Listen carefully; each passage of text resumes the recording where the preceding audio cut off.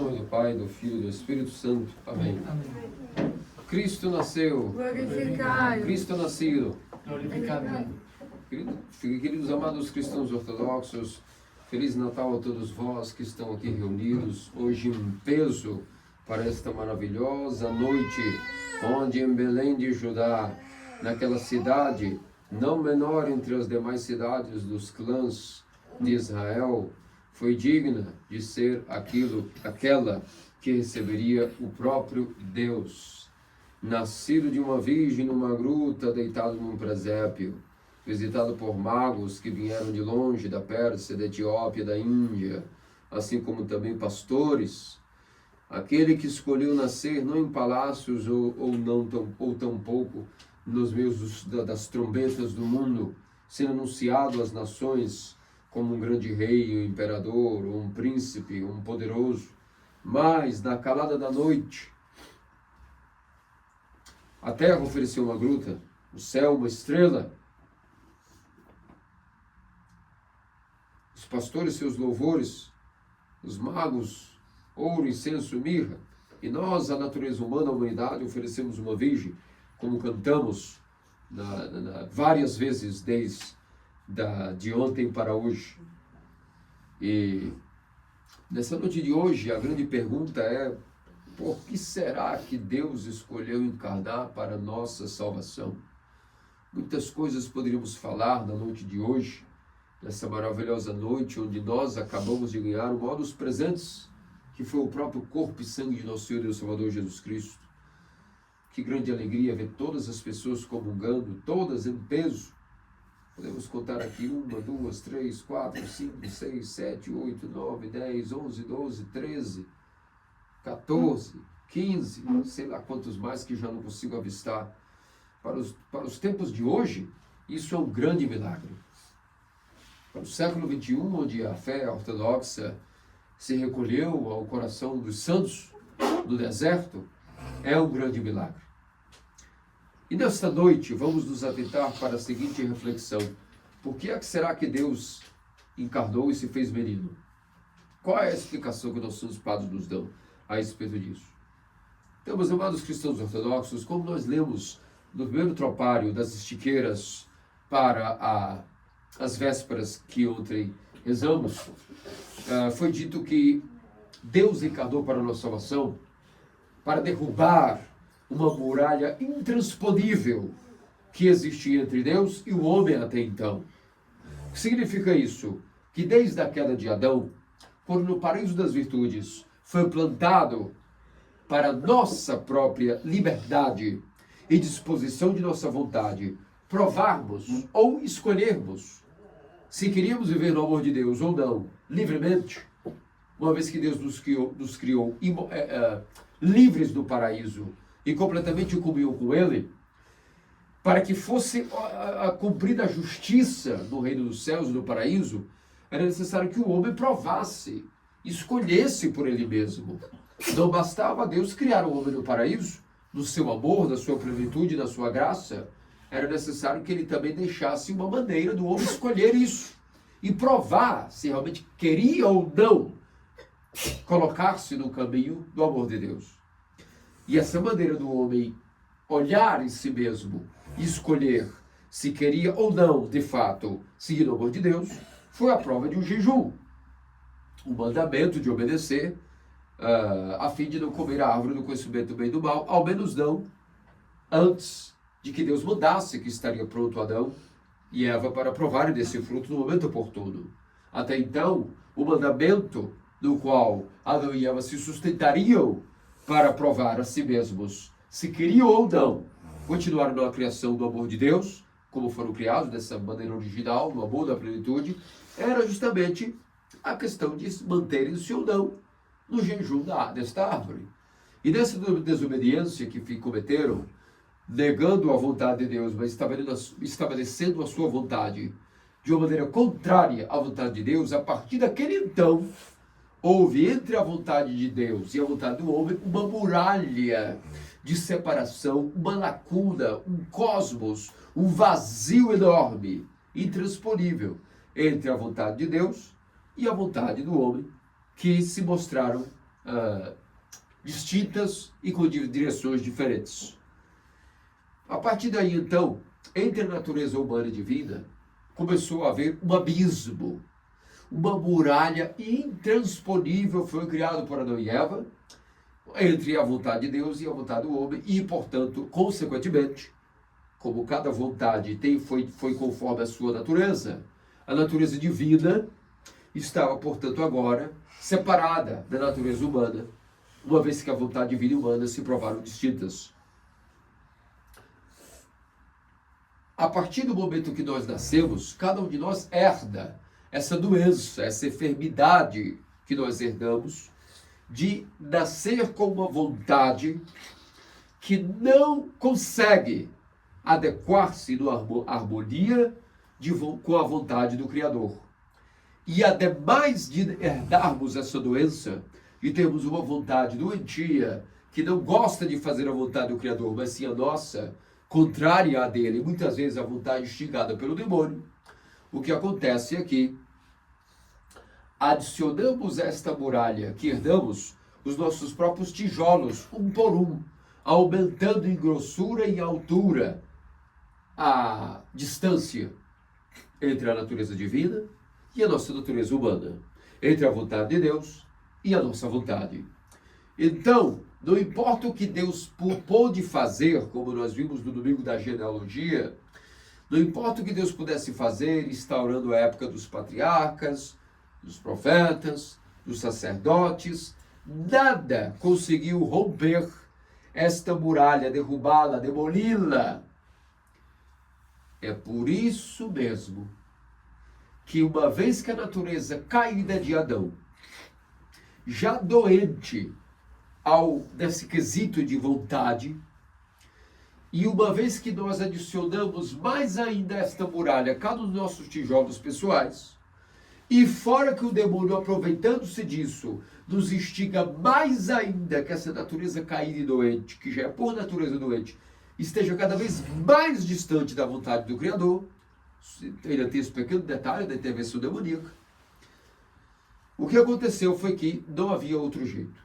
Somente o próprio Deus poderia vir e ele mesmo cumprir aquilo que jamais nenhum homem pôde cumprir, que é justamente harmonizar a vontade humana com a vontade divina, e para isso se fez encarnado no seio de uma virgem, e tornando-se um bebezinho nasceu, e dele, desta pessoa, nós temos a sua vontade humana, sendo plenamente, totalmente homem, perfeito e verdadeiro, como também nunca deixou de ser Deus perfeito e verdadeiro, eterno. Agora, nesta pessoa humana divina, a vontade de Deus e a vontade do homem, harmonicamente, estão em total comunhão. Na pessoa de Cristo, nós temos, portanto, aí a harmonização das vontades humano-divina. A pergunta que eu faço para vocês nesta noite, é que vamos nos concentrar nela nesta noite, brevemente, já que estamos bastante já cansados, ao mesmo tempo que felizes, e ao mesmo tempo que massageados com a graça da comunhão, e o fortalecimento que essa noite nos deu, devido aos 40 dias de jejum que fizemos, os nossos olhos espirituais foram purificados suficientemente para, nessa noite, receberem graça e conhecimento sobre esse mistério. Eu tenho certeza que cada um de vocês, as crianças da sua maneira, vão lembrar depois quando ficarem adultas. E vocês que já são adultos, alguma coisinha ou outra, devido ao esforço de manter o jejum, algo eu tenho certeza que Deus nos comunicou nessa noite onde cantamos Deus conosco, o Emanuel se fez Deus conosco. Tenho certeza que algo vocês captaram, não pelas palavras, não pelo meu sermão, nem tampouco somente pelas letras dos ofícios, mas pela mística dos ofícios. Porque esse é o poder da Igreja Ortodoxa, ela é viva. Por quê? Porque é o corpo de Cristo. Então, a pergunta é, como é que individualmente, como é que o fato da vontade em Cristo humana está harmonizada e conformada à vontade de Deus, como é que isso afeta cada um de nós individualmente? Ou melhor dizendo, como participamos desse mistério da encarnação de Cristo, onde na encarnação A vontade de Deus e a vontade do homem estão harmônicas na pessoa de Cristo. Como é que nós participamos individualmente? Meus amados cristãos ortodoxos, o exemplo disso ocorreu aqui há poucos dias atrás. No último sábado tivemos o batismo do catecúmeno Dionísio e, portanto, ali está a primeira explicação de como é que individualmente nós participamos dessa harmonização entre a vontade de Deus e a vontade do homem. Participando do corpo de Cristo, porque o corpo de Cristo é a pessoa de Cristo. E é neste corpo que nós temos, portanto, a vontade de Deus completamente obediente e submissa à vontade do homem, completamente obediente à vontade de Deus. A vontade humana está completamente obediente à vontade de Deus na pessoa de Cristo. E participamos dessa pessoa participando da Santa Igreja Ortodoxa, que é o corpo dessa pessoa, humano de vida, chamada Cristo, onde a vontade humana foi a natureza humana deificada devido à pessoa de Cristo ter ascendido aos céus à destra do Pai. Agora, a humanidade deificada em Cristo é completamente, e não só a vontade humana desta natureza de Cristo está em conformidade com a vontade divina, como esta natureza humana de Cristo foi deificada e, portanto, empoderada com poder e vontade, deificada também. Logo, ao participar da Igreja Ortodoxa, que é o corpo de Cristo, nós temos não só a participação da harmonização dessa vontade, mas do empoderamento para que a nossa natureza humana, que é doente, possa ter poder e força de conformar-se à vontade da divindade. Então, o que acontece é que no batismo entramos nesse corpo, como enxertados, como por um enxerto, como nos explica o apóstolo Paulo. O corpo de Cristo, o batismo faz com que cada um de nós sejamos enxertados como ramos, anexados dentro dessa videira que é o corpo de Cristo, fazendo-nos partícipes desse corpo. Depois, e fora que o batismo também, nós participamos da morte e ressurreição de Cristo, morrendo para o mundo e para o pecado, morrendo para a vontade doentia e tendo força para nascer um novo homem, uma nova mulher, com uma vontade que agora tem poder para fazer a vontade de Deus e resistir à vontade pessoal e à instigação demoníaca. Depois nós temos logo em seguida a Eucaristia, os santos dons milagrosos, ficantes, imortais, do preciosíssimo corpo e sangue de nosso Senhor e Salvador Jesus Cristo, onde graça e poder nós recebemos através de uma natureza humana deificada do corpo de Cristo, que, portanto, agora nos dará poder para também harmonizar a nossa vontade humana, caída, mas agora participando dessa humanidade deificada de Cristo, através de seu corpo e sangue, o viático do reino dos céus. Também estaremos aptos, através desse outro mistério chamado Eucaristia, a também conformar a nossa vontade à vontade de Deus.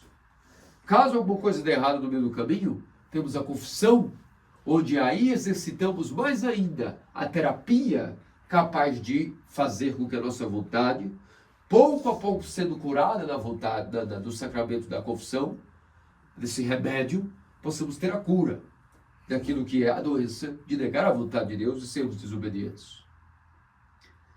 Portanto, meus amados cristãos ortodoxos, toda a vida da igreja ortodoxa é a vida no corpo de Cristo, o qual tem uma natureza humana deificada, e essa natureza, naquele bebezinho que nasceu na noite de Belém, essa vontade dele sempre foi obediente à vontade de seu pai, e ele pegou a sua vontade humana e submeteu-a totalmente à sua vontade divina, conformada à sua natureza divina, cada substância, cada natureza com a sua vontade, todas harmônicas na pessoa de Cristo, e participando de sua pessoa e seu corpo, nós também vamos tendo a mesma cura, a mesma harmonização da nossa vontade humana doente com a vontade de vida, através da participação no mistério da Igreja Ortodoxa.